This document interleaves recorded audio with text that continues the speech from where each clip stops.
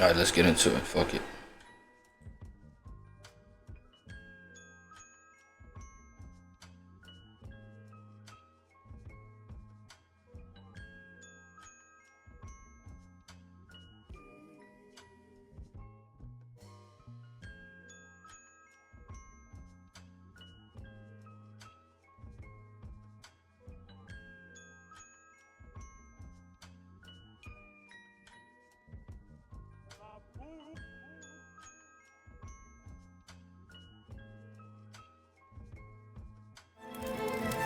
Since the dawn of time, humans have chased one impossible dream. What's that?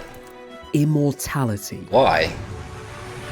From alchemists and emperors to billionaires and biotech labs, our obsession with living forever certainly isn't dying. But what if I told you that nature has already figured out the secret? Is that a bad thing? What if true immortality isn't locked away in the future, What is it then? but swimming silently in the ocean? There are animals on this planet that simply do not die, at least not like we do. Not from old age, not from disease. They are eternal.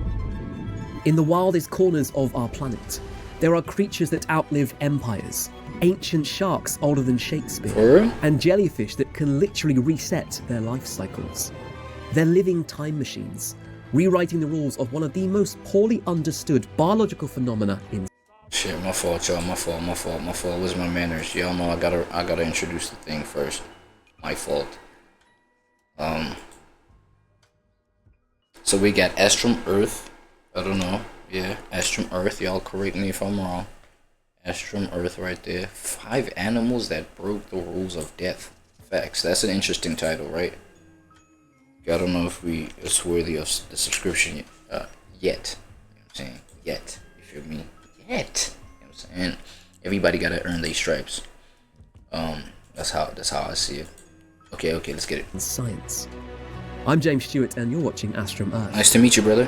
Join me as we explore the animals around the world living not just for centuries, but forever. For real? What secrets do they hold? How have they tricked death itself? What does forever and mean, could though? their strange, powerful biology hold the key to extending our... No, let me just clarify my question. What does forever mean, though? Because you that's alive right now, you have your own consciousness. You know what I'm saying? Off of the virtue that you were born, and you know some things you had to learn and blah blah blah. And then when you do pass on, you know what I mean? None of that consciousness is gonna exist in the same way that it existed. You know what I'm saying? So certain things are gonna be transformed. You know what I mean? So when you say forever, everything in its own subjective piece makes up the whole objective piece. You know what I'm saying? So do we look at it through the lens of these animals have lived, you know, outlived lifetimes of humans, you know what I'm saying, to a point where it can outlive the whole objective picture? Because the objective picture never ends. That's what we like. Forever. Have lived forever. Come on, bro. Alright, let's hear you though, buddy. our own lives. Hey, comment down below if you have any other, like, you know, if you have any POV on this that is worth being shared. Facts.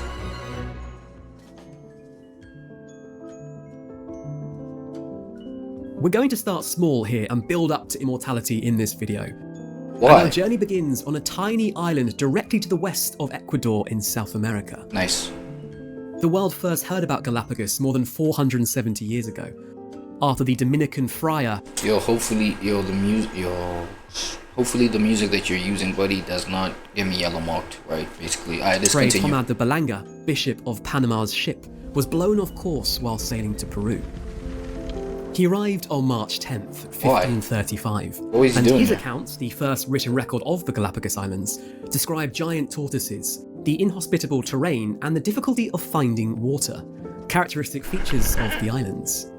Galapagos giant tortoises often live well over a century, and it's not uncommon for them to live for over 150 years. For real? As we seek to find nature's immortal beings, the comparable youthful exuberance of these wonderful creatures that seem to age as slowly as they move is... Age as slowly as they move. That's a very good point, because the thing is, with, you know, an animal that's moving that slow, time moves so slow for it. it doesn't even have time, right?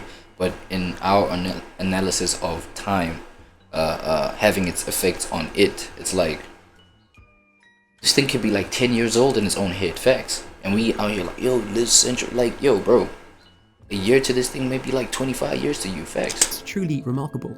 Because think about it, dog. You know what I'm saying? Ironically, it's actually humans that have been moving at a leisurely pace to try and find out the secrets to these long lifespans. It's only been in the last decade that we found some answers, and it's fair to say it's something the science community wasn't expecting. An extensive international study led by Penn State and Northeastern Illinois University, the most comprehensive study of aging and longevity to date, examined aging and longevity in reptiles and amphibians with data from 107 populations across 70. These are freaky ass animals. Frogs? Nah. 7 species. Hate them. Oh, what is this? I don't want to in look at it. 2022. The research revealed that certain. Why is there like so many eyes, dog? Yo. If an entity has like more than one eye, I mean more than 2 eyes, so creepy, dog. Yo, thank goodness you got rid of it. Species, particularly tortoises, turtles. Nah, but I ain't gonna. Another eye, fuck. Okay, no. Another thing I wanted to point out is the fact that, bro, these guys, these what like, yeah, these tortoises, they move so slow. It's freaky. It's freaky. It actually has a freaky vibe to it. I don't know. Crocodilians and like as in weird. You know what I'm saying? salamanders exhibit notably low aging rates and extended lifespans. Extended? Beyond just simply analysing how old something was physically, the research also focused on age from a biological perspective. Senescence, a fascinating insight into how much cells and other bodily functions have deteriorated over time. For real? The study found that physical protective traits, such as the hard shells of many turtle species, contribute to slower or even negligible biological aging. Nice. It's not that these species don't experience the passage of time, What but happens? rather they aren't as affected by it as others. These findings reaffirm the notion that ectotherms, cold-blooded animals, universally age more slowly due to lower metabolic rates, Is it because of the suggesting instead that protective phenotypes play a significant role in influencing aging processes. To expand on the metabolism side of things a little further, metabolism? humans have higher rates of metabolism because they can create heat inside their own bodies through the reactions happening in their cells. Cool. Take respiration, for example. The production of ATP is actually quite inefficient Sweating. and causes energy to be lost in the form of heat. Right. It's this heat which, when retained, helps us and other endotherms maintain a stable body temperature that doesn't vary with the surrounding temperature. However, this process also gives rise to hazardous byproducts which can damage their DNA, particularly for reactive oxygen species, or ROS. These ROS are charged molecules that can cause oxidative damage to cells, which contributes to their deterioration. For real? On the contrary, our tortoise friends take heat from sunlight to fuel their metabolism, meaning their metabolism is slower. This may result in them producing fewer ROS, meaning less oxidative stress and a longer life for them and other ectotherms. Bro? There was a particularly famous giant tortoise No, this looks freaky. That looked mad freaky. named George, known locally as Lonesome George, who was the last known member of his species, They even a named the Galapagos nigga? subspecies. Sadly, George passed away in 2012, but his death gave new life to new research. In the years subsequently, researchers at Yale University and the University of Oviedo in Spain have conducted genetic analysis of DNA from Lonesome George Why? and samples from other giant tortoises of the Galapagos. What happened? Amazingly, they found their DNA possessed a number of gene variants linked to DNA repair, immune response, and even cancer suppression, Yes. not possessed by shorter-lived vertebrates. What? A study led by the University of Buffalo took this further and found that these tortoises possess extra copies of certain genes, Extra? known as duplications, Why? which are believed to enhance their ability to combat aging and disease. Oh, Laboratory tests demonstrated that the tortoise's cells are exceptionally sensitive to talk about a cheat code to life, bro. Imagine human beings could do this. What would you do? Nah. Matter of fact, yo. Living hundreds of years, that sounds like torture. I'm not gonna lie. stress-related damage proteins, leading them to self-destruct through apoptosis more readily than cells from other turtle species. This proactive elimination of potentially problematic cells may help prevent tumour formation, For real? offering insights into the tortoise's extended lifespans and resilience against age-related diseases. Why? Greenland shark. As we move away from the exotic climes of the eastern Pacific Ocean and the irresistibly adorable giant tortoises nestled there, we find ourselves in a very different part of the world. Where's that? Deep beneath the frozen Arctic, where sunlight never reaches and time itself seems to slow. Something... Common denominator. Slow. That has... You know what I'm saying? Hold on. I'll say something about that on the moral of the story. Does.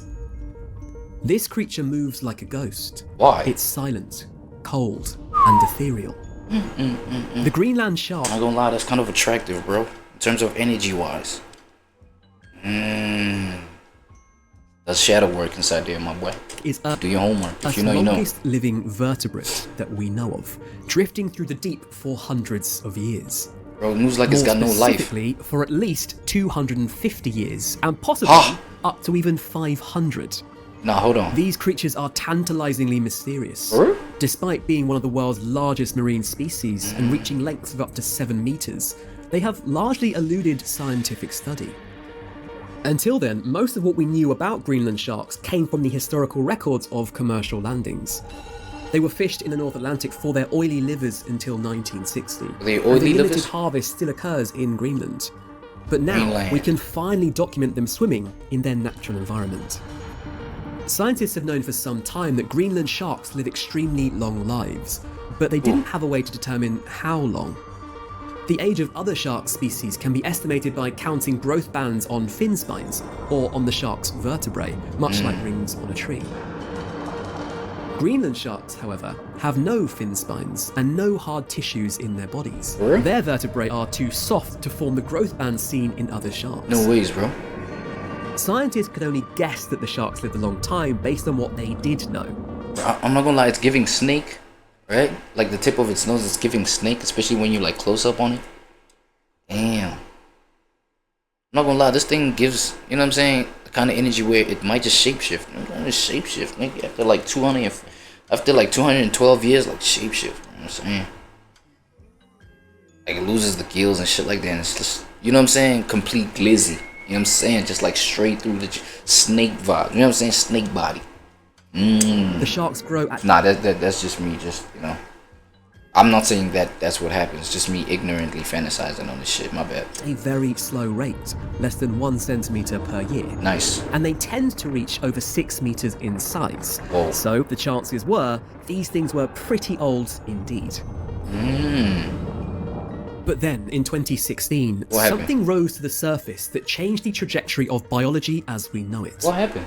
The Greenland shark officially became the world's longest living vertebrate. Why? Having lived to an estimated age of nearly 400 years, nice. A female Greenland shark set the new record for longevity. Was a youngster when René Descartes set out his rules of thought and the Great Fire of London raged. She reached adulthood as George II ascended the throne and was having kids around the time the American Revolution kicked off. Oh, and she also lived through 2 world wars. Are you sure? Julius Nielsen, lead author of the research from the University of Copenhagen that made the discovery, was able to determine this shark's age with a methodology nearly as creepy as the animal itself. Inside the shark's eye... Oh my god, with the eyes, bro. What's the obsession with the eyes? I think like that's the... You know what I'm saying? That's like the imagery for the day. Eyes. Eyes? What's hanging off of that eye, bro? What are we doing? Damn, this thing really... You know what I'm saying? This thing really creepy, bro. God damn.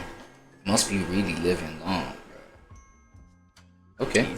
There are proteins that have formed before birth and do not degrade with age, like a fossil preserved in amber. How do you know that? Scientists discovered that they could determine the age of the sharks by carbon dating these proteins.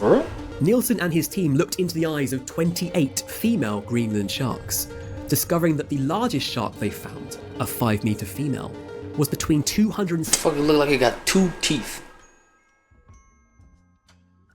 Now that's aura, bro. Nah, that's aura, dog. And 512. Because at this point, bro, I'm thinking, bro, what other things are you getting out of the cycle of life?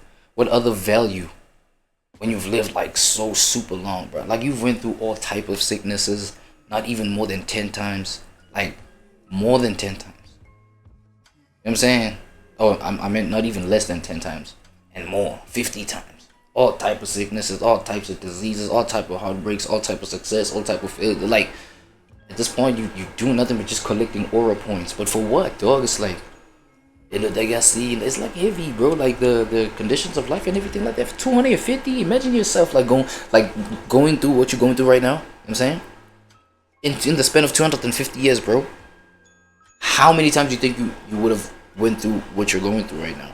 Because look at it this way, even people that talk about stuff, even people that talk about what is this, spiritual awakening, and you know, finding bliss and finding moments of happiness and pure joy in this cycle of life, blah blah blah, that thing leads to actually you looking forward to transcending, bro. Facts, bro. You do your homework, bro. Unless I'm like listening out of the side of the back of my ear, instead of like, you know what I'm saying, where the sound gotta come in too, you know what I'm saying?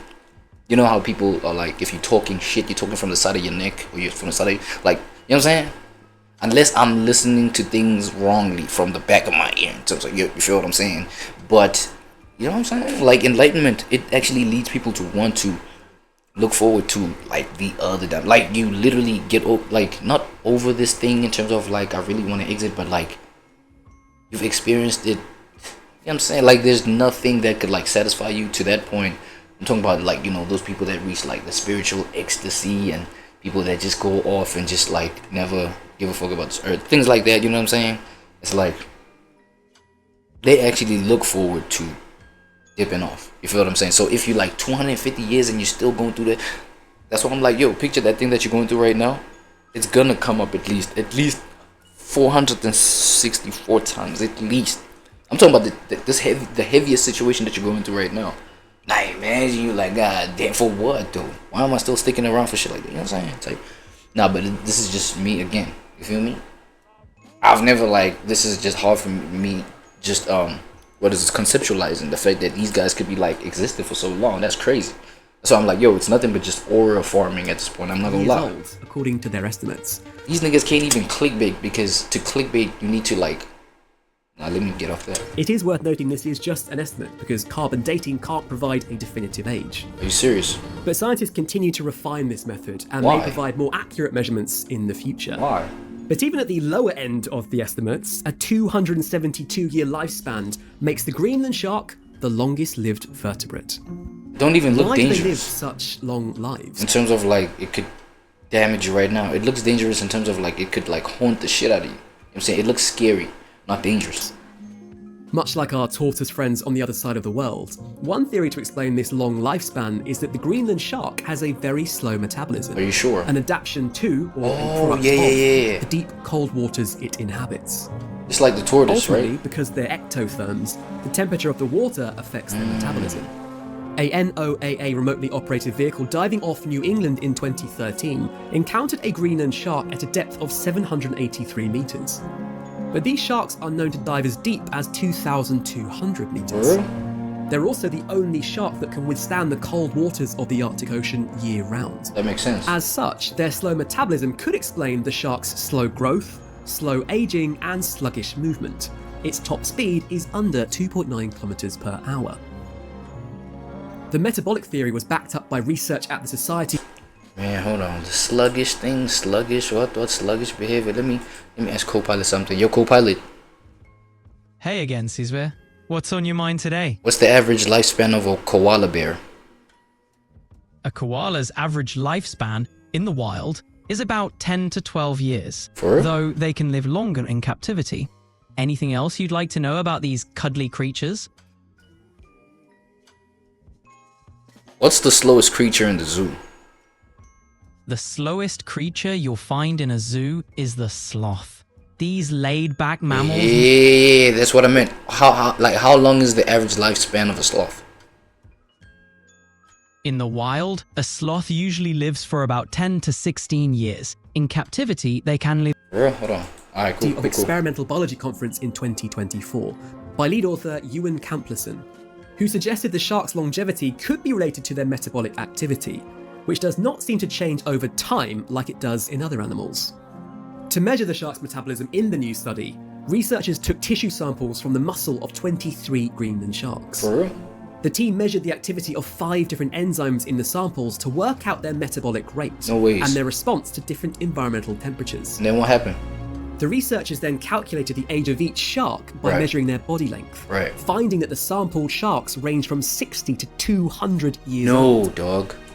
Surprisingly, when the researchers compared the sharks' enzyme activity, they found that there was no change across the different ages. Are you sure? The stable metabolism across Greenland sharks' ages suggests they don't degenerate like other animals do, which is likely the reason for their long lifespans. Although they've probably It might be a metabolism thing. Okay, I'm listening. never met, both Greenland sharks and giant tortoises have the key to longevity in common, and it comes from their metabolism. So far, we've met a rather wonderful tortoise named George that posthumously provided us with some vital de-aging information, and we've encountered the longest living vertebrate on Earth with the spooky Greenland shark. That's true. On that note, you do wonder if these majestic sharks hadn't been hunted as much as they have been. I do? Might we have found even older specimens? Oh, let's do it. Let's see. What? Black coral. This fish? In our oceans, time still continues to stand still, and things get really intense. It's time to meet a marine organism 4,265 years old, Nah, bro. who, despite its black core, lives a very happy life. Why? A colony of deep-water black coral has the accolade of being the oldest living skeletal accreting marine organism known to science. In other words, it's the oldest living animal that can build a skeleton in the sea. Given how little we know about our oceans, it seems fitting that pretty much everything on our quest for immortality finds itself somewhere in the deep blue. And unsurprisingly, that's where we remain here. This time we're heading to Hawaii, where deep sea coral is found across the world. Okay, cool. To investigate a very specific kind of deep sea black coral called So, bro, a sea coral is a sea coral a living thing, bro? Like, okay, cool. I get it's a living thing. Is it an animal? Is it an animal or a plant? I'm hearing audio. Yo, is a sea coral a animal or a plant?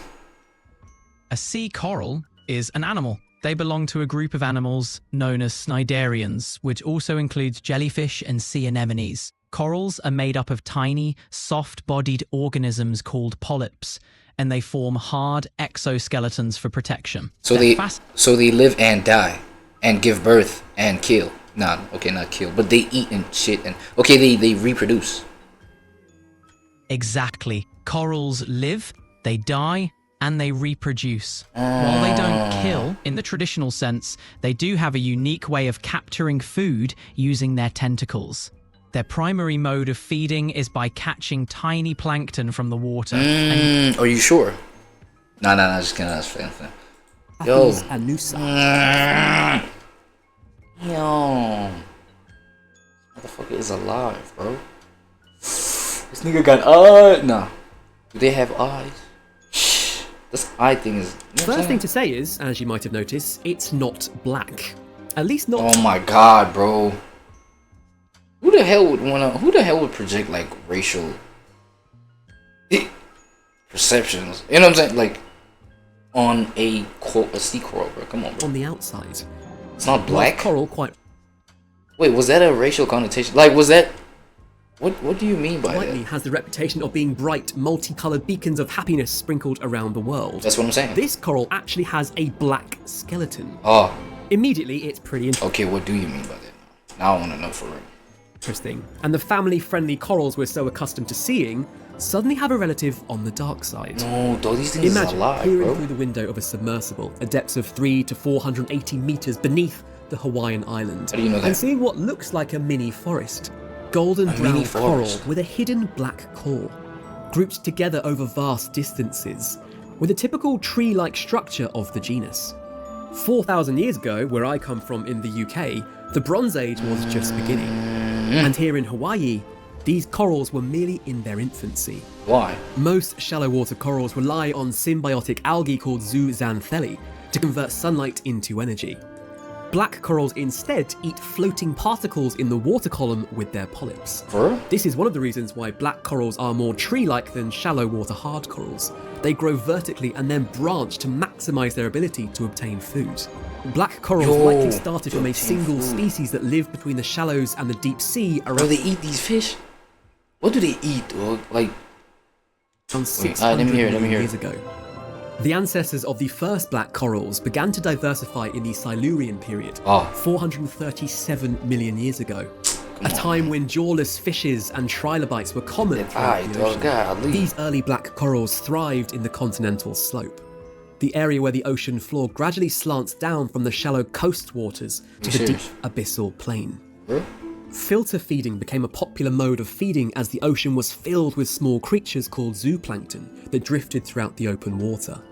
Black corals took advantage of this abundance and thrived. No ways. Ever since then, the black coral has remained across the region, its tree-like branches reaching out for invisible food. Even trying to understand the origins of such a creature took science some time, so determining its age was even trickier. To do that, researchers from Lawrence Livermore, Stanford University, and the University of California at Santa Cruz collected individual samples off the coast of Oahu. What they find? Using carbon dating, the team were able to arrive at the grand old age of 4,200. Nah, what the hell, bro? Y'all ain't making these things up at this point, right? This age. But like, how do we get nah? Okay, see now, my curiosity is sparked in another way. Now I'm trying to know. How do these niggas get to these figures, dog? How do you get to, bro? You are a human. You probably like what, 43 years old doing these studies? Maybe you're like 28. I don't know. Maybe you're just like a young novice. You know what I'm saying? You just got into the fraternity. You trying to prove yourself, bro. And you come up with these these findings, bro. Like how, dog? You're 28 years old. How do you know something? It's 48 million years old. Like, man, come on, man. Do these things whisper to you at a dream at some point? Like, cause that could be the only thing that makes it. Nah, my bad. You know what? Okay, it's my ignorance asking these questions, right? I'm a layman, dog. I am chat. I am the personification of the NPC. I am the advocate for the NPCs, for the really, really regular ignorant. You know what I'm saying? Layman people out there, bro. Come on, bro. Like, you gotta make me understand that shit. Because at this point, nigga, you making allegations, sir. How? You know what I'm saying? And they like me comes across information where we can be like, okay, damn, this is how they get to it all. I see how they can determine that something is a million years old. Okay, and another thing. Matter of fact, yes, another thing. I am, in a third world country. You know what I'm saying? Nothing gets more NPC than that, my nigga. You know what I'm saying? Hello. Anybody hear me? You know what I'm saying? Nothing gets more regular. Like, I am like, you know what I'm saying? We out here bottom barrel. Like, help me understand so I can take this information, take it to my people, so I can break it all down for them in a way they can understand that, yo, there's actually motherfucking entities that live millions of years, bro. You know what I'm saying? So that we can go ahead and break things down and be like, yo, the possibilities of life, possibilities of reality, instead of fucking, complaining about rates and taxes all day. We can actually expand our minds and like tap into some things that can actually expand our, horizons. You know what I'm saying? Damn. It's interesting, bro. Right? How do they get to these figures, though? That's my whole little thing, bro. It's my whole little spiel, you feel me?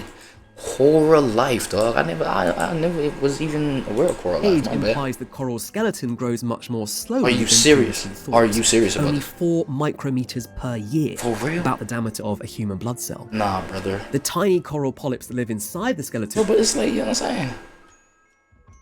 Looks like a branch just hanging off. Is that it? It looks like a branch just hanging off or something. You want to say these things got life?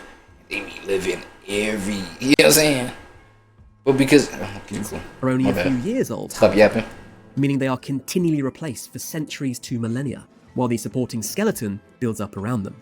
Oh, the skeleton builds up. They're able to live so long because they are slow growing and inhabit environments that have remained stable over long periods of time. For real. Black corals also thrive in deep, dark waters, where they do not rely on symbiotic algae for food, instead filtering water using tentacles on their branches. It's probably cold as fuck. You can begin to see how this deep-sea adaptation contributes to their longevity by minimizing exposure to surface-related stresses. There's probably a life lesson for everyone. Surround yourself with things that don't stress you out, and you'll probably have a pretty longer.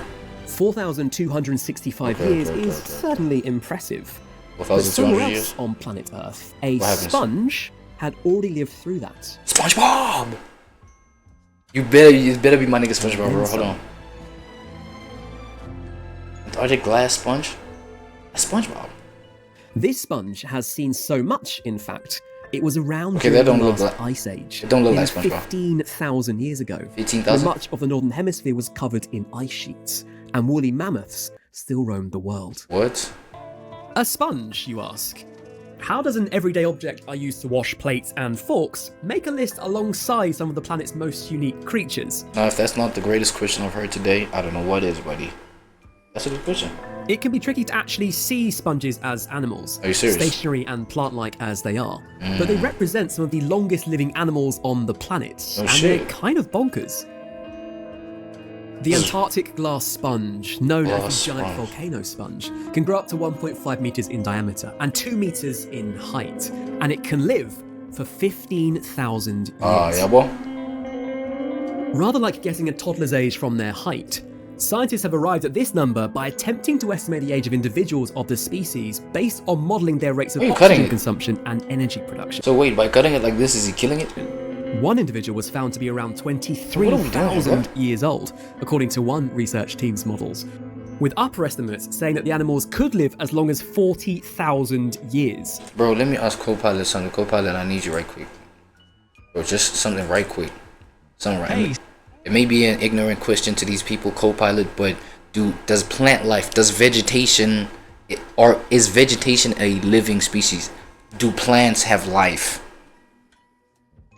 Definitely. No, wait. Are plants sentient in their consciousness? Do they got consciousness? No, plants aren't sentient. They don't have consciousness or Okay. awareness. Let me put to you this question like this then. Do coral life, sea corals, are they sentient? Corals aren't sentient either. Now what the fuck They're are we talking about? Hold on. Okay, how long does plant life... Man, what am I trying to ask, bro? Does plant life outlive humans, dog? Absolutely. Many plants outlive humans. Some trees, like the bristlecone pine, can live for thousands of years. Do humans outlive certain plant life? Yes. Which ones? Which plants do humans outlive? Humans can outlive annuals and biennials. These plants, like marigolds or So carrots, is the difference of these two species, humans and plant life, is the difference the sentience? Yes, that's a key difference. Humans are sentient, with consciousness and self-awareness, while plants aren't. Plants react to their environment, but lack consciousness. Humans have complex mental experiences, setting us apart from plants. Is that why plants outlive humans? Yes, the lack of sentience in plants means they don't experience aging like we do. Their longevity often depends on environmental factors and how they've adapted to survive rather than a biological clock like in humans. It's a fascinating aspect of the plant kingdom.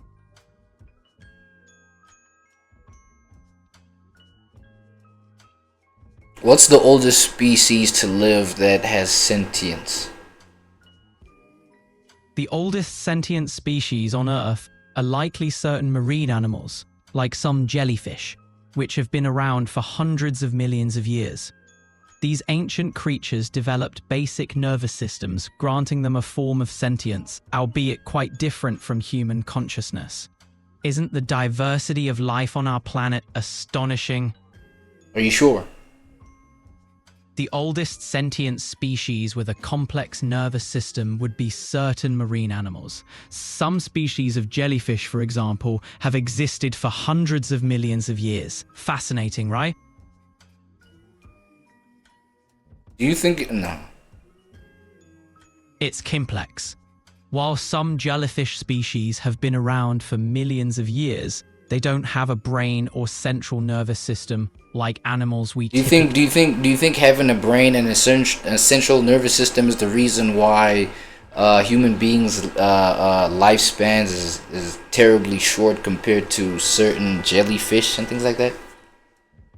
The presence of a brain and central nervous system in humans does play a role in lifespan differences. Humans are complex organisms with intricate biological systems. Aging and lifespan are influenced by many factors, including genetics and environmental impacts. Some jellyfish, like the Turritopsis dohrnii, can theoretically live indefinitely through cellular regeneration. It's a different biological strategy.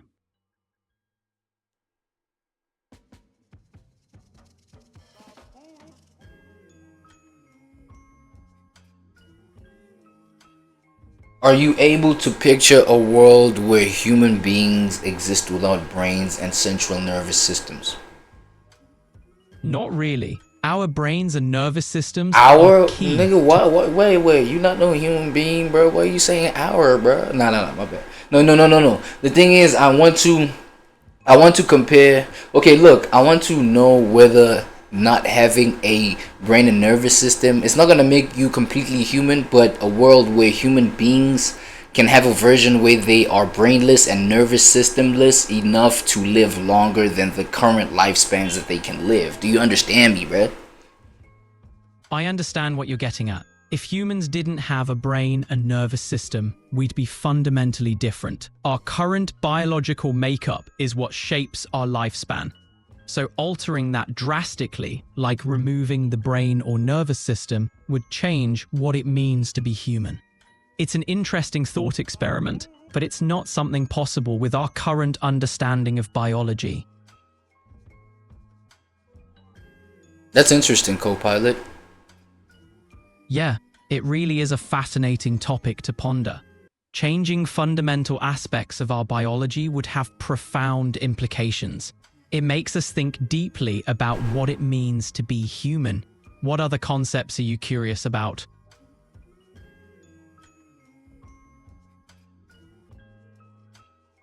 So basically, it wouldn't make us human, taking away the brain and the nervous system, right? Exactly. Losing the brain and nervous system would fundamentally change what we are. But do you think on a basis of something like maybe natural selection, it might get to a point where human beings just lose the brain and the nervous system, even though they may transform into being another different species than what they are right now? But do you think based off or by virtue of something like natural selection, it could get there? Natural selection favors traits that enhance survival. Okay. Let me just add this point, because of the fact that, you know what I'm saying, today's, this current day and age, bro, we see a whole lot of, things like social media, bro, things like the online world that just kills or deteriorates certain human aspects of development, right? So now it's like, when that keeps going, bro, and as that world keeps growing, is that not gonna affect maybe the brain and the nervous system to eventually die off, so that we eventually just like depend on these computers and technology, objects to run our lives? That's a thought-provoking point. The rise of technology and social media is indeed reshaping our behavior and development. But our brains and nervous systems are highly adaptable. While we might rely more on technology, it's unlikely we'd lose these systems entirely. Instead, they might evolve to integrate with technology. What are your thoughts on this?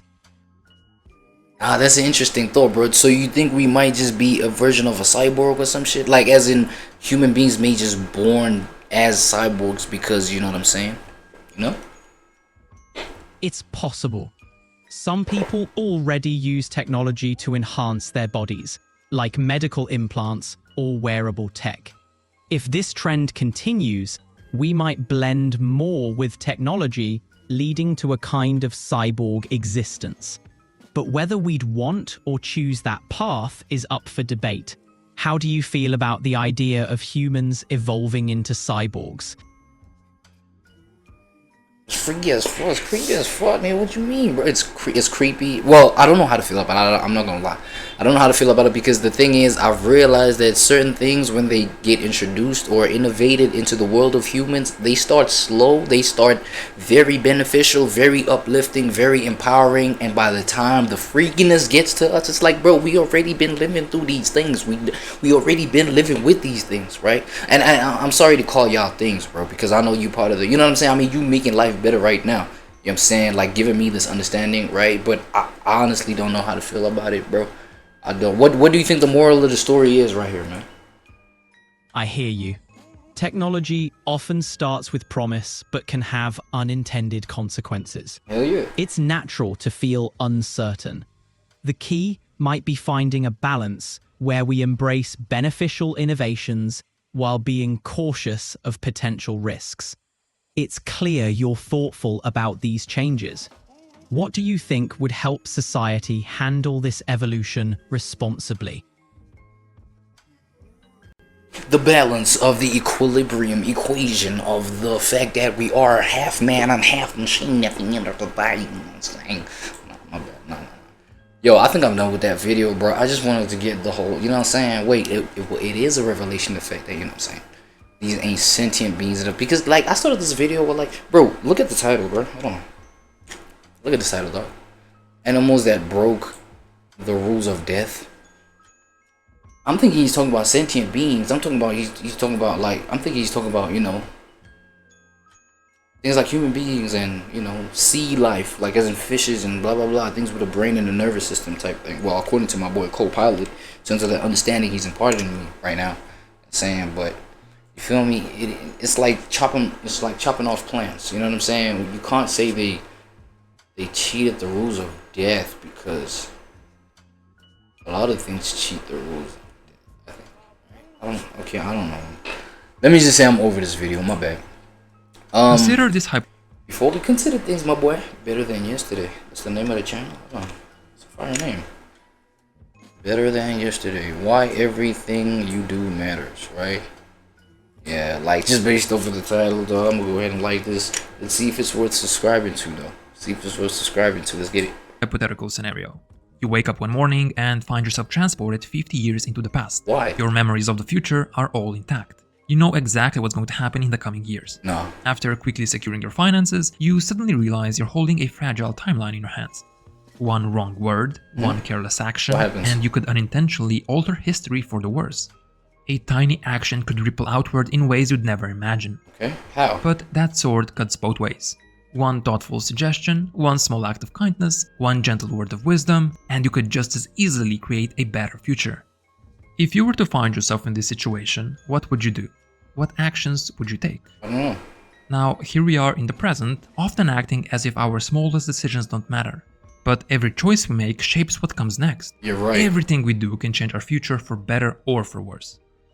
This idea that tiny causes can trigger massive effects is called the butterfly effect. Oh, cool. As the famous metaphor goes, a butterfly flaps its wings in Brazil, and weeks later a tornado forms in Texas. Whether or not the science holds up doesn't matter. The principle does. How? Every action matters, even the smallest one. Nice. And yet, most of us don't live like we believe that. Okay, I'm only saying nice because, like, I've heard that before. You know what I'm saying? Like, everything you do happens. Of course, everything you do happens because you do it. But no. Like, everything happens for a reason type shit, right? We know 2 pages a day add up to finishing a book. We know 5 minutes of exercise add up to strength and health. For sure. We know one kind word can change someone's day. Okay. But because each feels so small in the moment, we often skip them. Type shit. But here's the truth. These micro decisions don't vanish. Why? They add up and compound. Over days, Compound. Okay, that's gonna be part of the moral of the story. over weeks, over months and years. And they matter far more than you think. It's the same with neglect. Just as progress does, neglect also adds up, sometimes even faster. For real? Skip flossing just this once and nothing happens, until it becomes a habit and you're booking a root canal. Compound. Ignore a small crack in the wall and it's fine, until a storm turns it into a disaster. Put off a difficult conversation until it's too late to have it at all.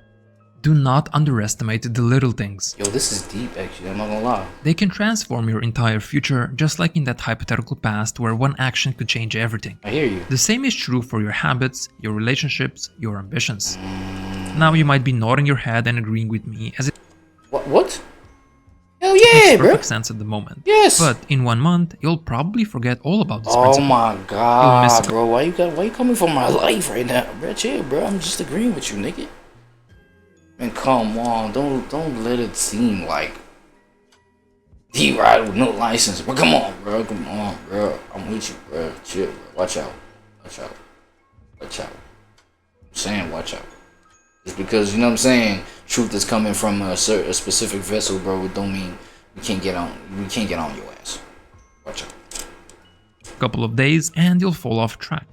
I want this video to serve as your reminder to get back to it and to reinstate some consistency in your life. Right. After all, a garden doesn't stay beautiful just because you planted flowers once. That is true. It thrives only with constant care. No shit. The same is true with your life. When you stop tending to it, it quietly unravels. That's good. So what would happen if you started to neglect yourself, cut 1% worse each day for a whole year? You would end up at nearly 0. But what about if you improved yourself by just 1% every day? You would end up 37 times better after a year. That's the compound effect for you. Tiny, seemingly trivial choices multiplied over time create massive change. How do you know that? And here's where it gets even more powerful. Where, bro? What if you didn't stop there? What if you pushed yourself just a little bit more? 2 years? Not much, just a little bit. Let's say 1.1%. After 1 year, you would end up 54 times better. And if you got 1.2% better every day, you would end up 78 times better. How do you get to the specific figures? See that?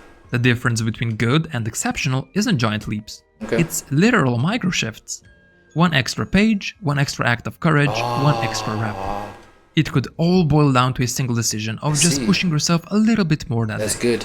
And no, you don't need to measure your percent better every day. That would be ridiculous. Thanks. The point is this. Where? Push just slightly beyond what feels comfortable and time will do the rest. There's this whole thing where like that can really easily feel like burnout. You know what I'm saying? If you don't got this kind of wisdom. I feel like having this kind of, you know what I'm saying? Moral of the story, okay.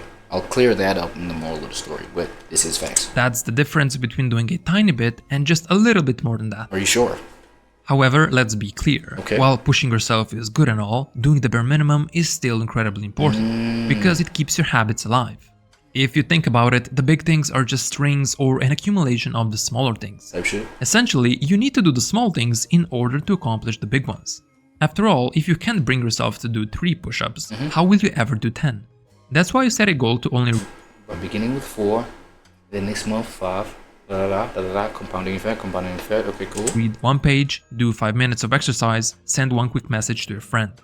Starting small lowers the barrier to entry.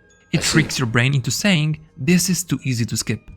And it helps you start doing the things you want to do. Too easy to skip. But perhaps more importantly, it creates momentum. Why? Which is probably the most overlooked thing when it comes to productivity and high performance.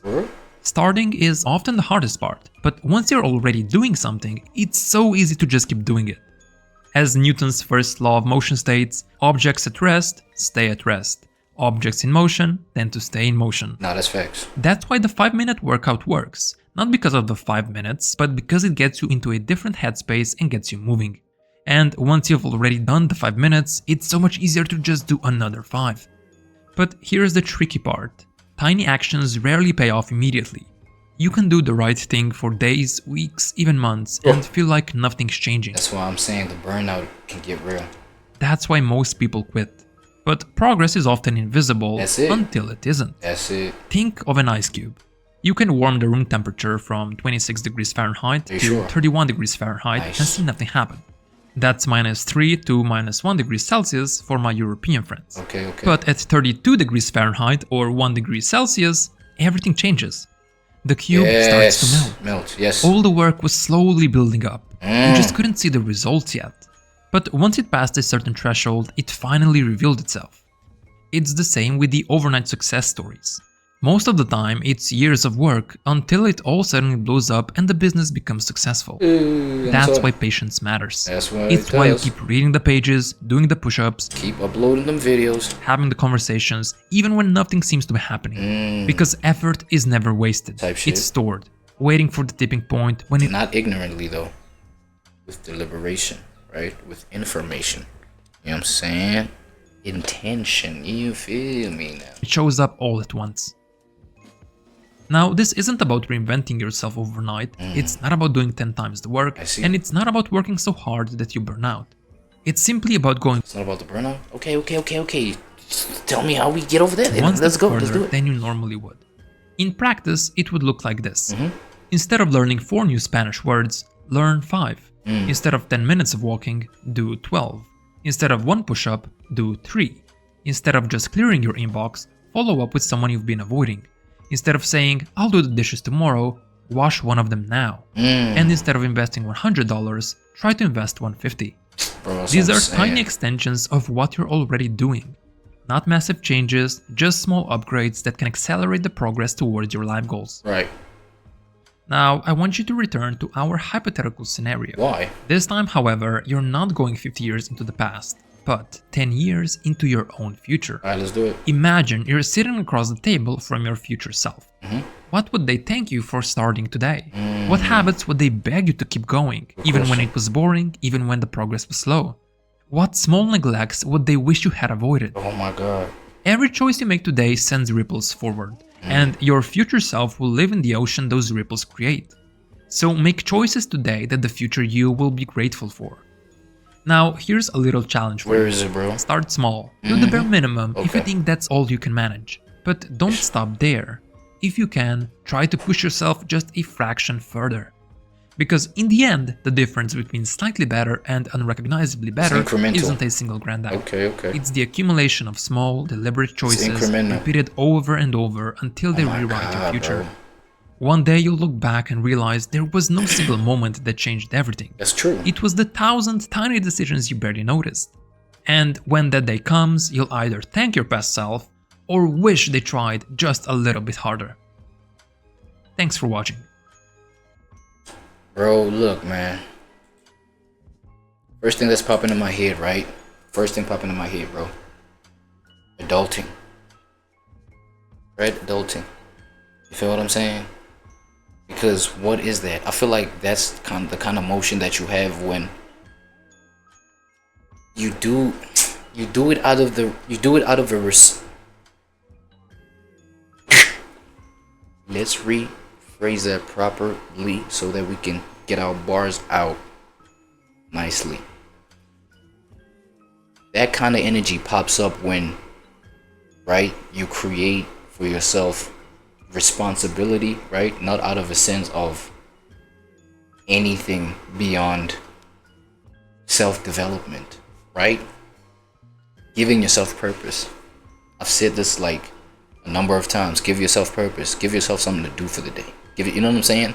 And finding the contentment out of that process, that wisdom. You know what I'm saying? The wisdom that comes with, like, I'm just gonna do things. I'm just gonna do something. You know what I'm saying? Because, you know, I like the fact that, for example, I like the fact that I exist in a clean space. Take the responsibility, nigga. You initiated the responsibility for yourself in creating a space for yourself, aka moving out of mama's basement, moving out of the family. You know what I'm saying? And be like, yo, let me go and create an identity for myself. This is just one example, an isolated situation. Let me go and create an identity for myself, my own way of being, my own way of life. That's a beautiful thing, right? That's positivity. You know what I'm saying? But now, what's the responsibility that needs to come with it? You know what I'm saying? Take care of the bills. Make sure that you eat. Take care of your own, like, hunger. Take care of your own desires. Take care of your own, you know what I'm saying? Making sure that things go the right way. And just being happy that you got to do that. Instead of like, oh, I got to do this. Oh my God, why am not, what the fuck is, y'all gotta chill, bro. Let me at least get my bars up. So this whole mindset of like, why do I have to like be the, you know, the person that's still like ranting something? Why I'm not in this position or that position? Why don't I got my whole crib, my own car, my this, that, and the third? You feel what I'm saying? No, bro. Like, we are here. We're in the present moment. The fact that we could do this and we can keep this going. We can keep the development of my own identity. Because that's what I initiated for myself, as this would be positive for myself. So keeping that up, you know what I'm saying? That does require consistency. The kind of consistency that does not focus on results, though. That's another thing I'm getting from you know what I'm saying? This kind of thing where you put incremental steps, dog, in whatever it is, dog. You know what I'm saying? Whatever it is, put the incremental steps. Forget the bigger picture. Yes, the intention is to grow an eventual bigger picture that says something about something, right? And I'm talking about whatever desire. It could be a desire, dog. It could be something that you really desire. It could be something petty, bro.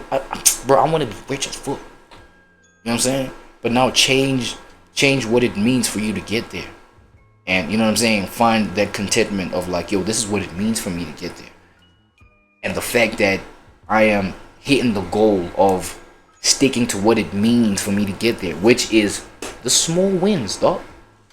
You feel me? The small wins. That's what keeps me happy with it. You understand what I'm saying? So starting that small business, you know, yes, we look to the sides of our peers and competitors for like probably guidance, maybe, as to like how to move, how to get the market sensitized to what I got going on. But obviously, you know what I'm saying? Well, I'm in the space, or I'm in the business of innovation and creativity. You know what I'm saying? You look at your peers for that, for like the point of relation. How can you relate to the market? And then once you got the market, you taste make, right? You switch up, like you innovate and things like that. But even that, it's about the small wins. You can get, you know, you can get at a point where people don't even, it seems like people are not like, yes, they're not showing interest, but you're in their faces facts. That's why, like, even with this, and this is for my content creators out there, right? Even like people that like that are just like online in people's faces for whatever reason, right? For your business, for this, that, and the third, for just pushing your own content, for money, for, you know, legacy, for documenting certain shit because of whatever sentimental reason that you got going on. But it's like, yo, it's about that, like, it's about that consistent output that you got going on, right? And where you spot your joy within that whole process. You know what I'm saying? It's not within the like, yo, that final result, when can I make this happen by? But it's like, yo, we getting up, we making this happen, we keep uploading, we keep going, we keep doing it. You know what I'm saying? It may seem like people are not paying attention or not interested, but trust me, you are in their faces. For the fact that you take this thing, you put it out in the algorithm, it may have no views, but the fact, okay, the view shit is inevitable. It may have no subscribers or low subscribers. You know what I'm saying? But you are in people's faces, one way or another. You know what I'm saying? Especially if you play this thing the right way, right? As I say, do your research, do your homework, see what your peers is doing in terms of doing it the right way. But once you got that foot in the door, go ahead, be crazy. Go ahead, be you. You know what I'm saying? And, you know, for the most part, being you will actually challenge you the most in terms of, you know, making sure that you do grow that backbone of people not showing interest, or whatever result, you not seeing that result, right? But the fact that it's not even about the result, bro. Just keep going, just incremental, bro. I'm telling you, bro, there's no reason for you not to keep going, because you'll look up and you'll have like a bigger picture that you can even if, let's say, you put in the incremental steps. For example, you put in the necessary framework in terms of your relationship with your kid type shit, maybe, you know what I mean? And you put in the effort, you're calling, you're reaching out. But even though you're receiving a cold shoulder or things like that, those incremental wins, dog, those incremental efforts that you've been putting in, right, can have your kid looking back and really seeing your intention. Whereas back now in present moment, when nobody's looking at the intention, maybe they're looking at like how it looks like, the optic. You feel what I'm saying? People have the wrong perception of it. But because of the fact that you have your meaning, your sentimental importance placed on something deeper, dog, like, I'm trying to build a perception of myself, like in terms of my intention, my heart, my soul. I want this kid to see that. This kid is gonna grow up and understand that. Or these kids are gonna grow up and understand, like, yo, pops was on, like, or, you know, moms was on some, like, her intentions was pure. I see that shit. And that bigger picture, maybe 18 years, 20 years down the line, when it's there, you know what I'm saying, it will say something. And they may come back like hard, like as in, yo, sorry, this, that, and the third, I was tripping, I didn't even see your heart, your intention, because I was fixated on how shit looks, bruh. Why can't you provide this for me? Why can't you be around like this for me? Like, nah, bruh. You only calling like, or like, nah, bro, you only like, You know what I'm saying? Not knowing that there's custody issues that you was just like restricted on. You know what I'm saying? Limited by. You feel me? You literally, you know what I'm saying? And the fact that you could just provide financially would just be on a FaceTime. That was like the only thing you could do. Now, you know, post 18 years later, like, now the kid understands. Like, yo, okay, cool, Damn, I see your heart. Yes, you was only like connecting via the phone, but I see that now. And now that I'm older, now you can go ahead and piece together those and be like, you see why I was calling like by face, because now you're older, now I can bring this issue up. Like, yo, dog, it's custody. Your mother didn't, or if it's other way around, I don't know. You know what I'm saying? But if it's the other way around, it could be true too. You know what I'm saying? Like, in terms of the dad not wanting access to the mother. Like, I don't hear much of that though. But I'm just saying, in terms of incremental steps, incremental investments, dog. You feel me? And I feel like that's the moral of the story, y'all. It's the moral of the story, ladies and gentlemen. That was what's the name of the channel? Let me not get it wrong, bro. Better Than Yesterday. Check them out, bro. Check them out if that was a W video for y'all. You know what I'm saying? Like, okay, this is the wrong channel to subscribe, so I'm gonna go ahead and subscribe after I record this video, because the channel that I'm supposed to subscribe to this channel through, right, it's not premium, so we might just get like tripped up off of some ads, like, and that shit may be annoying. I don't want to put that on y'all. Pause. But right now, wait, let me get the speed normal again, bro, because these are relatively shorter videos that we about to get into next. So this one right here, but we got, oh my god, talking about the job market makes absolutely no sense, and here's why. Who's this? Pigeon Finance. Okay, this is a test. It's a, you know what I'm saying, I'm testing out the waters. It's a new channel. I don't know, I've never bumped into this channel. It's my first time. Let's see if it's worth it. But every pigeon you know is unemployment is low. But every pigeon you know is struggling to get hired. McDonald's is offering sign-on bonuses, but tech companies are laying off thousands. There are more job openings than unemployed pigeons, and yet millions can't land work. For real? Welcome to today's job market, where nothing makes sense. Nothing? What even is the job market? It sounds fancy, but really, it's just supply and demand. For real? Pigeons are supply, jobs are demand. If there are more jobs than pigeons, pigeons should have power. If there are more pigeons than jobs, employers should have power. Simple, right? Same number of jobs as pigeons and you get a perfect balance. But reality? Not balanced at all. Some pigeons get too much bread, while others get none at all. On paper, everything looks great. Unemployment, around 4%, historically low. So in theory, every bird should have a job and a full belly. And this, I think these might just be like new stats for me, because I'm clearly probably not from the same area that he's from. The unemployment's crazy where I'm at. You know what I'm saying? It's not going down.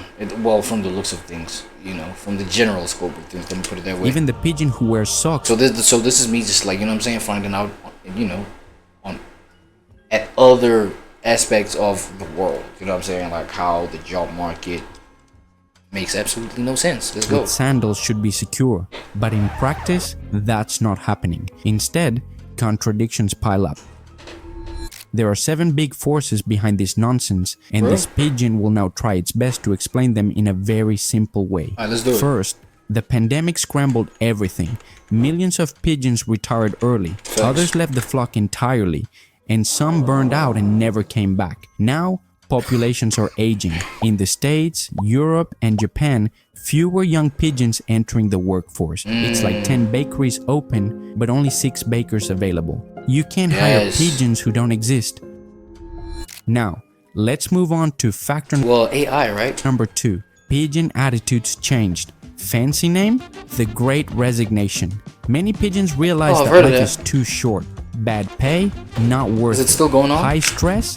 Not worth it. Facts. Toxic bosses? Not Forget worth it. Hotels, restaurants, nursing homes, they can't bring every pigeon back because pigeons learned their lesson. Turns out, Risking your health for $2.13 an Not hour worth plus it. tips is not worth it. Facts. Even pigeons know that tips should come on top of fair pay. Sure. Then the pigeon boss offers pizza every Friday. But pigeons know pepperoni doesn't cover rent. Oh my god, Next, bruh. factor number 3, Get the paid with skills food? mismatch.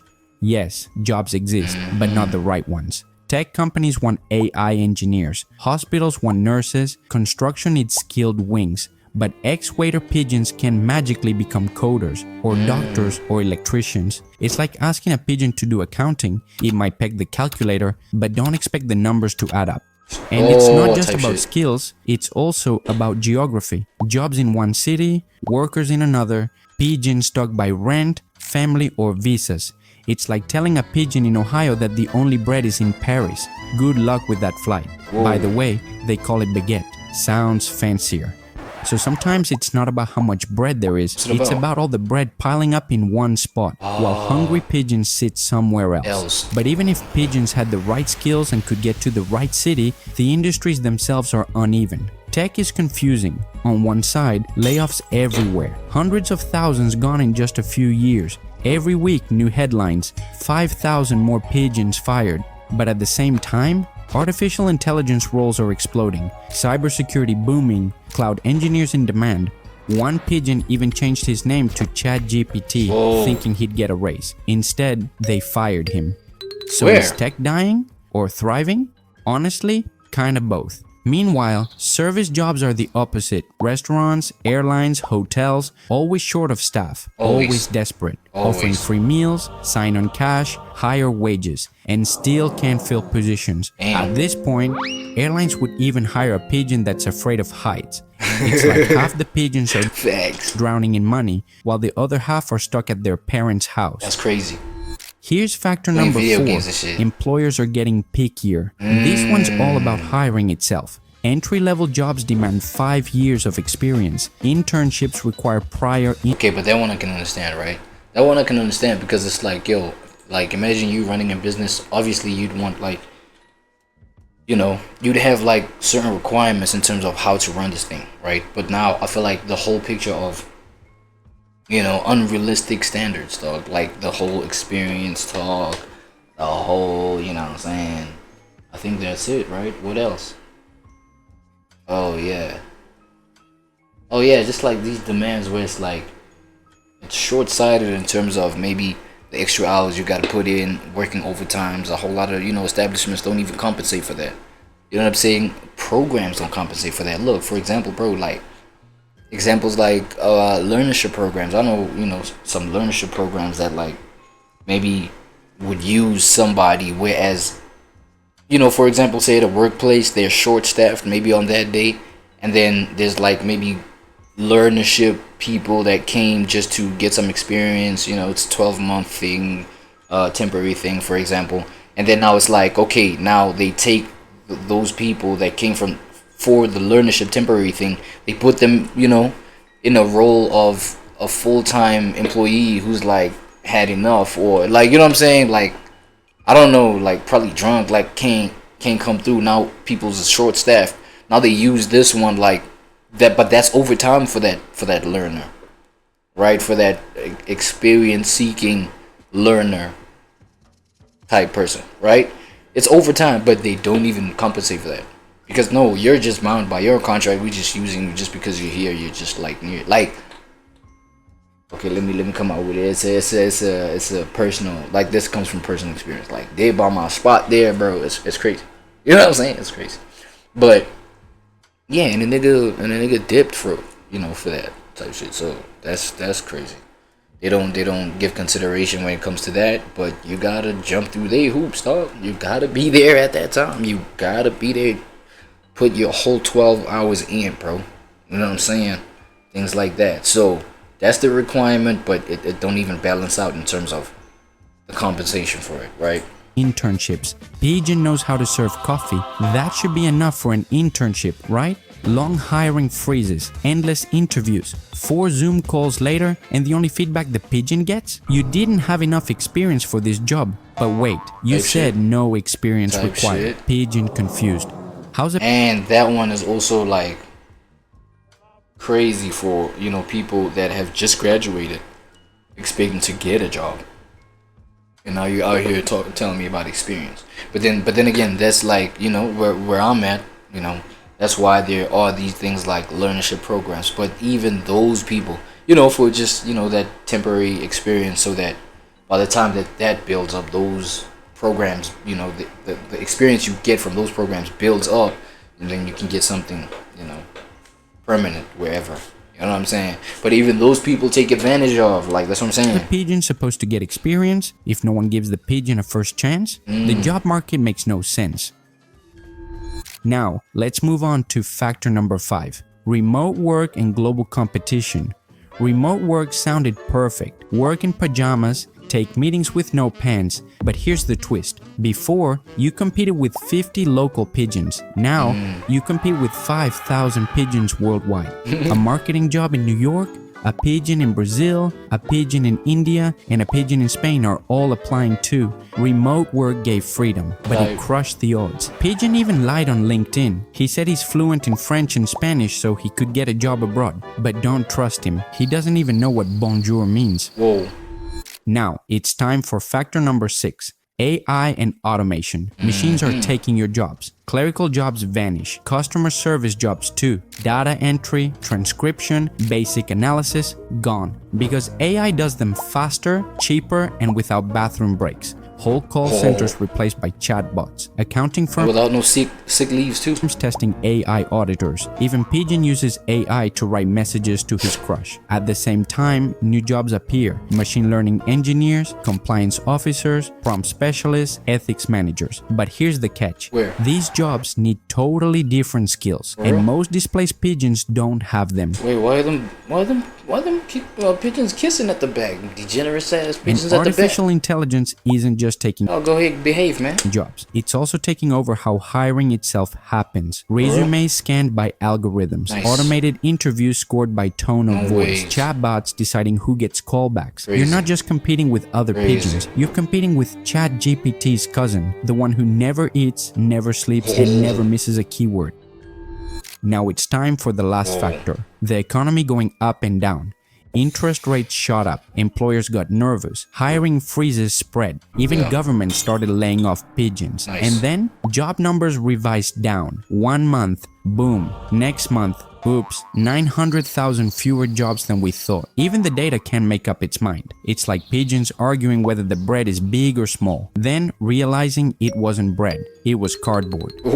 So, what does this mean for pigeons like you and me? It means chaos. Some industries desperate for resumes, others firing by the thousands, pigeons underemployed, overqualified, or juggling multiple jobs just to survive. Older pigeons squeezed out, younger pigeons never get in. Everyone stuck in limbo. Crazy. The job market isn't one big thing, it's dozens of tiny markets, some booming, some busting, all at the same time. That's why it feels insane. Coders may feel invisible, baristas may feel hunted, every pigeon is confused. And here's the scary part, confused markets mean unstable economies. When pigeons can't find the right jobs, productivity drops. When companies can't find the right pigeons, growth slows. And when everyone is confused, confidence collapses. That affects your rent, your paycheck, even the price of bread.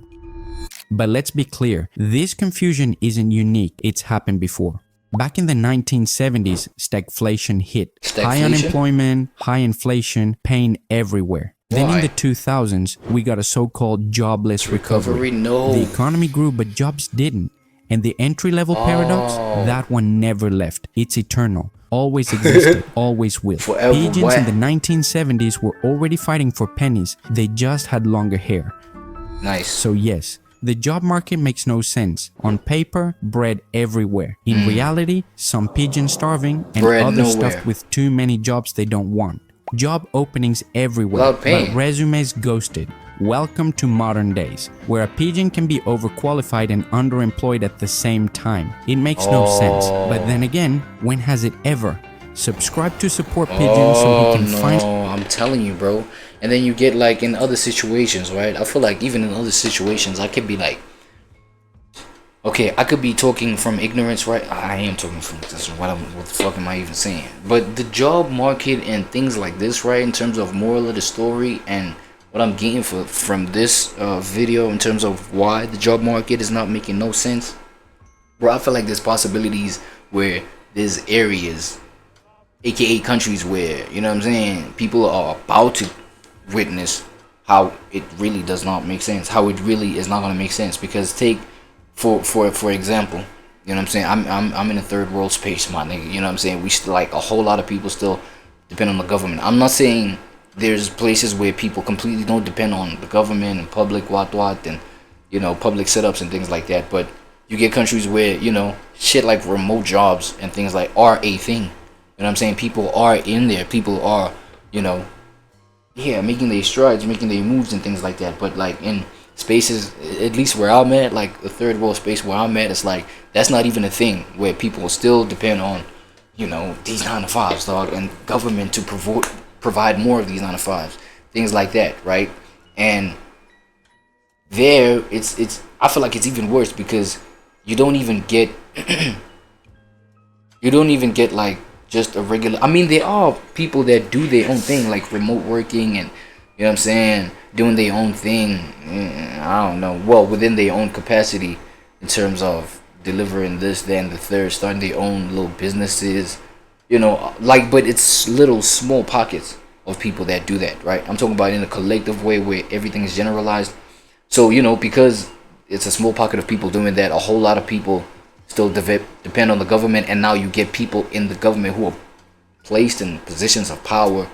It's nepo baby activity. It's nepotism, bro. People just like get their own family members, their own, you know, people that they grew up with, things, you know, this, that, and the third, you know, foreign nationals that pull up in a spot, you know what I'm saying, and then they come, they, you know, sweep certain even female officials that are in position of power. They sweep those females off their feet. They place babies in them, you know what I'm saying. This, you know, native female's mind, in her mind, she's telling herself, no, I got somebody that I can control, blah blah, because these niggas, they come through humble as fuck, you know what I'm saying. They willing to do anything. Now this guy, you know, now she has somebody that she can control and things like this, like it's a foreign national, you know what I'm saying.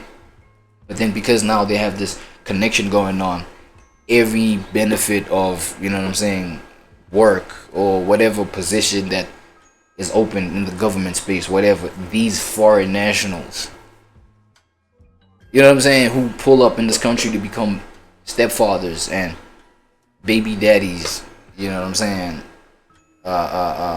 to the women of the native, to the, yeah, native women, they get all these things, bro, all these benefits, things like, so you get things like that, and that's nepotistic behavior. And I'm not saying the women are the only ones that do that, even the males, bro. There's, you know, male degeneracy on that too. It's just hetero activity with like all this type of degeneracy, right? Get a nigga in a position of power, blah blah blah. Now, you know, like I'm not even, yo, it's a whole layer. But you get situations like that, right? And then now I feel like that's where you'll get a whole lot of people wanting to do their own thing. You know what I'm saying? Get away from these, you know, job spaces, so that, you know, I feel like people can even, at that point, people are forced to get into alternative ways of just like surviving and thriving within their own spaces, right? That's where now, because, you know, that's the bright side of this negativity and degeneracy that I was just explaining. The bright side is that people are going to get forced to get into alternative ways of making money, starting their own shit, and just leave this job market thing alone, right? So it's about to make sense even. It's about to make nonsense. It's about to make no sense even more. You understand what I'm saying? On top of the fact that, bro, I feel like third world countries, like, shit is even worse. That's why they migrating towards like places where there's even like 4th, 5th, I don't know if there's such thing as like 7th, 8th world countries, bro, like where those foreigners are going to, you know, probably like, for example, a 4th world country citizen, they go to 3rd world countries for like better hope, and then they get to that 3rd world country, make shit worse there. You know what I'm saying? It's like it's crazy, bro. It's crazy. And I feel like the moral of the story, bro, is like, bro, just depending on the job is like depending on whatever it is that governs you, right? So, you know, you should have trust in your government. You're gonna expect the government to like open up jobs for you, blah blah. But this whole thing is all just dependency, right? Develop a bone for independency, and you feel me? You'll just get away from the nonsense of the job market, bro. I feel like, you know what I'm saying? And maybe even be the one that provides jobs. You feel what I'm saying? I don't know, bro. Like, that might be the move. That might be the method. Right? I don't know. Okay, this one right here is mad long, right? It's the Penuel show. Okay, he had Zoza show on. Do your homework. Intlaulo. They're talking about Intlaulo. It's things like, it's things where, you know what I'm saying? You know, getting a kid, well, that's what Intlaulo. Pregnancy damages, basically. So, you know, getting a girl pregnant, blah, blah, and the price to pay out of that in terms of, you know, the African tradition, in terms of how to handle things like that, right? I found this mad interesting, dog. You know what I'm saying? So, if you're finna stick around for this one, let's get to it. But it's not, man, it's not sectioned, it's not segmented. I remember being like, yo, I'm trying to queue this up because I was watching this thing, but not the whole thing. But then there was, you know, a specific part that came up where I was like, I gotta see this, and I gotta record a reaction to this, and, you know, post this section up for people to also share their reactions, aka their POVs and comments and things like that, in terms of what y'all think about this, right? And tell me where you're from, y'all do this too. And this is an hour video, by the way, so we're not finishing this. We're very limited time today. Okay. So I'm hoping and I'll give you the context of what we came here to speak about, or what I wanted to hear and learn from you. Okay, let me let him break down the intro so that y'all get the general gist, and then I'll just go to the part where like I felt was important. I've been posting on social media the past couple of days some things that have been upsetting a lot of people. What's that that? have to do with ukondla ingane. And in that conversation of maintaining children has been the talk around surnames, has been the talk around damages, has been the talk around ukulobola ingane, imbeleko and the like. So I want to ask you, from your knowledge and your understanding, as far as the Southern African black tribes, cultural groups, what happens when a boy and a girl fall pregnant and have a child? How traditionally and culturally was that dealt with in the past?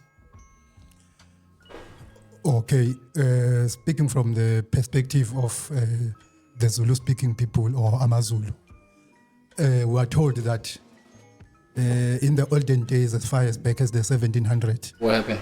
The cultural law of AmaZulu was very strict on that matter. For real? We are told that a couple of young people who have done that, where they made each other to fall pregnant without... Now, I want you who's watching, look, I'm going to do way less pausing on this one. Way less like sharing of my own POV. Number one, this video is super long. You know what I'm saying? And number two, I just only want you guys to just parallel this kind of insights that I've shared here with, you know, current activity. You know what I'm saying? And you just, you know, you see how you feel about just like the distance. You know what I'm saying? The gap that just like has developed even within the African cultural context. You know what I'm saying? Like the cultures that we got going on out here, like just the comparisons, right? This is just an educational moment, okay? With marriage, without the issuing of the dowry, lobolo. It was punishable almost by death if we hear. So hence... And this is only just having kids out of wedlock. My bad. It was Let me like stop pausing. a hush scandal, such a thing. Who would be killed? Both the young men male and the female? Yes, the young men and the young women. Yes. Yeah. In the most extreme cases? Yes, but I think even though it was not happening literally that they were killed, but it was the way of like scaring them to say those who will dare to violate this law, that a young man, if he wants to have children and a family, he must go the formal route. He must approach the girl after courtship. Then he must issue the dowry, lobolo.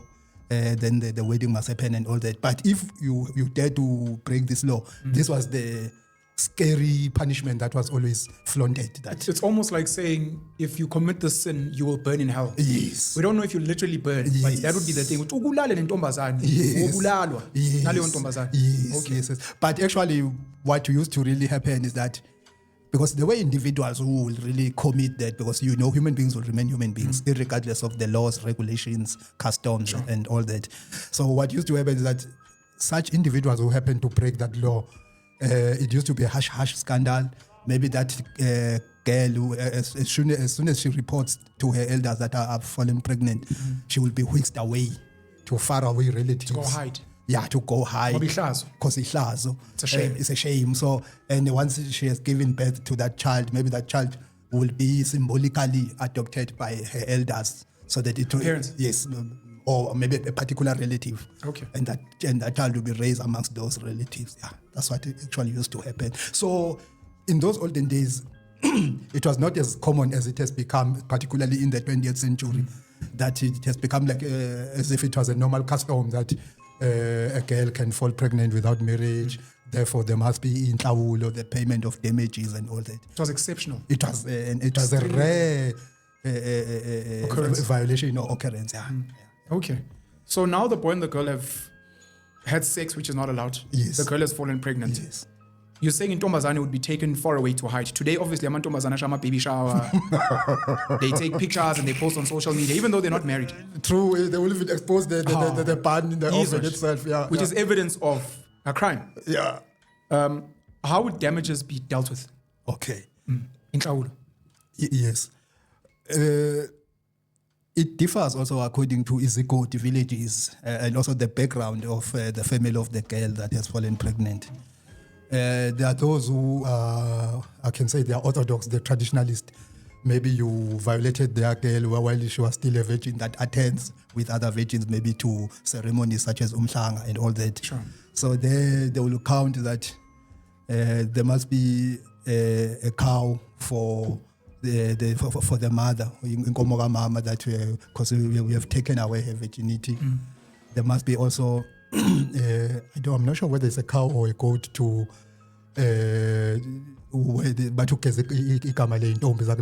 cleanse. To cleanse, yeah. The reputation of all the girls in the area. Yes. Because it's not just about this one girl. Yes. She has shamed all the girls because you guys are meant to all be a part of one tradition. Yes.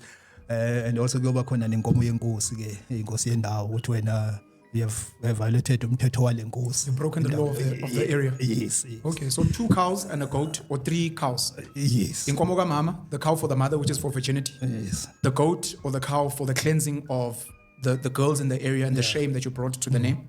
And then a cow for inkosi to apologize to the chief or the king in the area.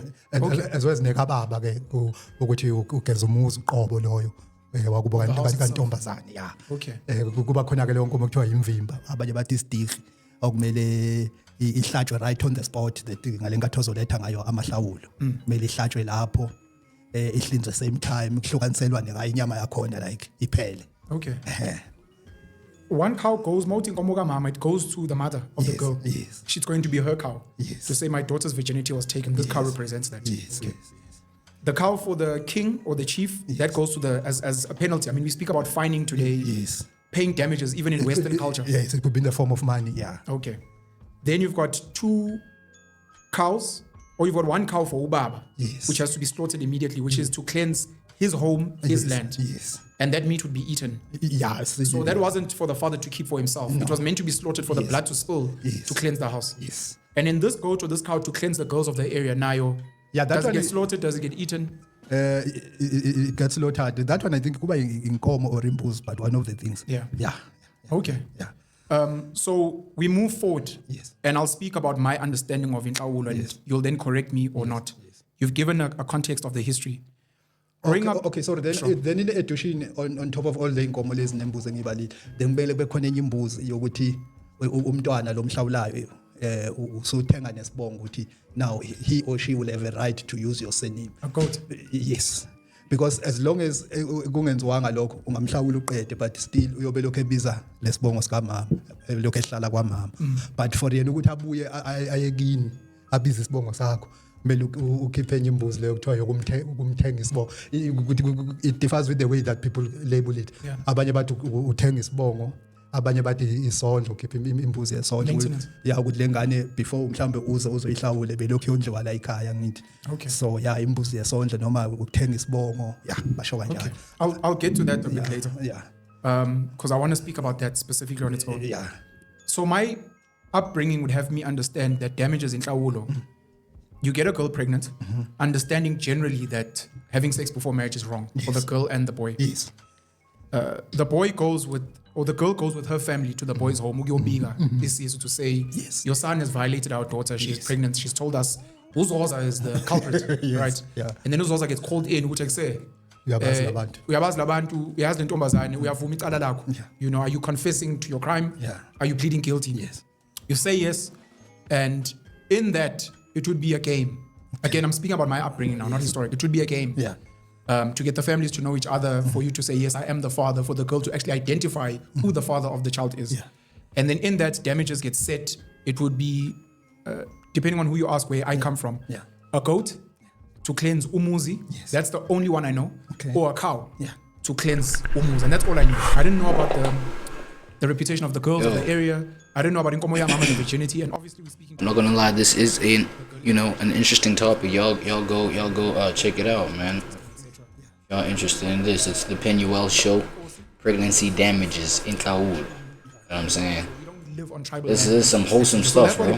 Education, let's do it. And a price and an amount, etc. Yeah. Which now I take